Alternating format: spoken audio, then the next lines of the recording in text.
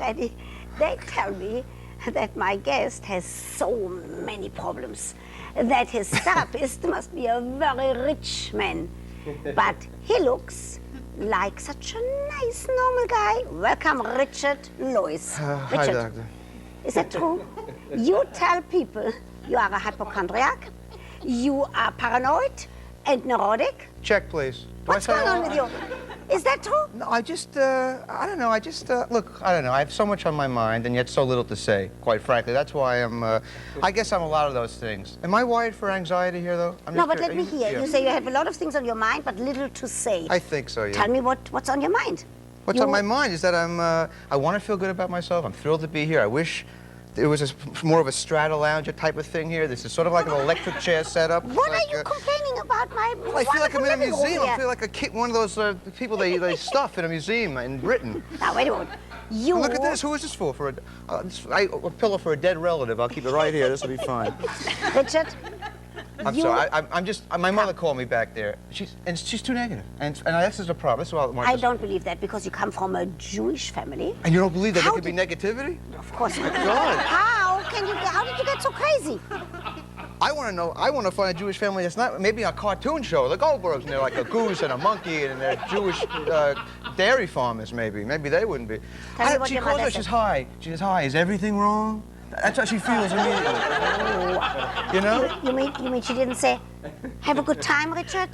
Enjoy yourself"? Well, none of us take pleasure personally in our family. It's very hard. We wear like pleasure block when we go on vacations. You know what I mean?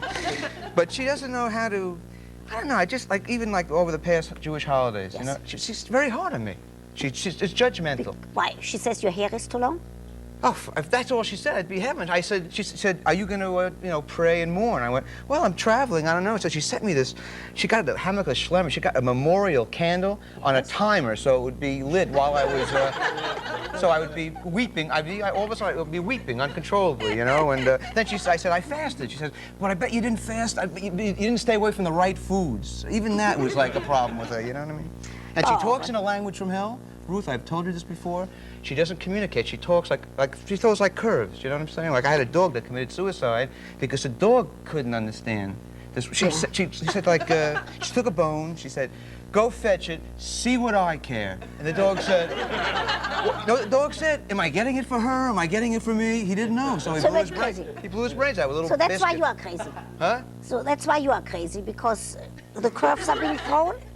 Well, that's a good dog theory. It's a good theory.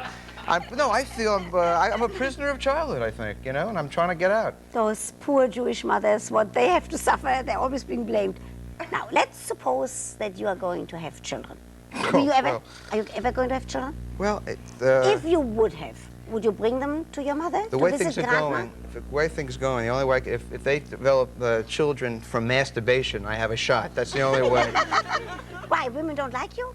No, they like me, but I'm not sure I'm going to find somebody who wants to take the shot at having a Damien hypochondriac child born, you know? I don't know. I think it might happen. You see, I just spent a couple of days with my family, so that's why I'm family-oriented. I went to a wedding. Yeah. Speaking of, will I have children? And it's funny that the woman, the bride, it was a Jewish, my nephew, not my nephew, he's my cousin, distant guy, couldn't even recognize him. So the whole family was there? Okay. We walk in there and it's like we got seated with our similar disorders. Like we would walk in, it was like a football thing. So Hi, everybody cousin Phil, hypochondriac? manic depressive. They went to the manic depressive table. You know? Then my nephew had all the shrinks, like a little penis table, like a penis dais table. And then I'm sitting there, and the rabbi and the priest, and they were doing the ceremony. It was like a sibyl. It was like frightening, because the rabbi insisted on telling these... he was a beautiful guy, but he said things that Moses with headphones wouldn't have understood.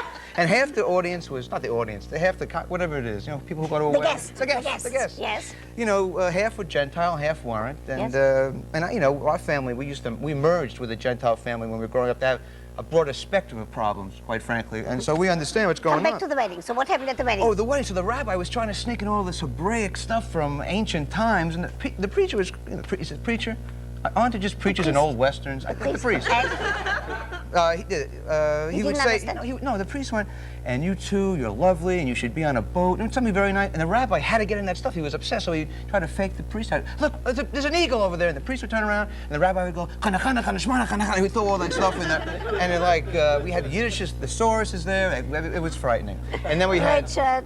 I know, I'm rambling. You know why I'm rambling? Richard. I'm thrilled to be here. Yes. It's a session for me, in a sense. I'm A able... free session. Well, But I tell you something, if that were really a free session, Richard, you know what I would do? What? I would probably call a psychiatrist. I would say, help, I need help with this guy. Tell me, now, what about the women in your life? But I don't want to hear any more about your mother. I heard about that already. Okay. The other women in your life. The other women in my life? Yes. Is there a woman in your life? No, not right now. We broke up, and I don't know why I don't let go. I don't let go. I can't let go. Even people I don't like. She'll call me, an ex will call me. Yes. I mean, I'm talking back in second grade. I don't want to let go. I feel like I need to be liked. I said, look, I'm sorry, Janine. I'm sorry about that jungle gin incident. I was panicking. Then I call someone. I call them back at, like, after I have a drink of wine. I'll call them back at midnight, foolishly. And she'll say, Richard, you're a lowlife, you're a sleaze, you couldn't commit, you're scum. And I go, you're just cranky. You're just cranky. You know? And then you have sex with her? Over the phone? No. Oh, no. When she comes over? No, sex with an ex that's a safe thing. I've done that once, but I felt depressed afterwards, you know. Why is it safe? It's safe because I know I'm not going to wind up with the person, you know. I mean, that's... Wind up?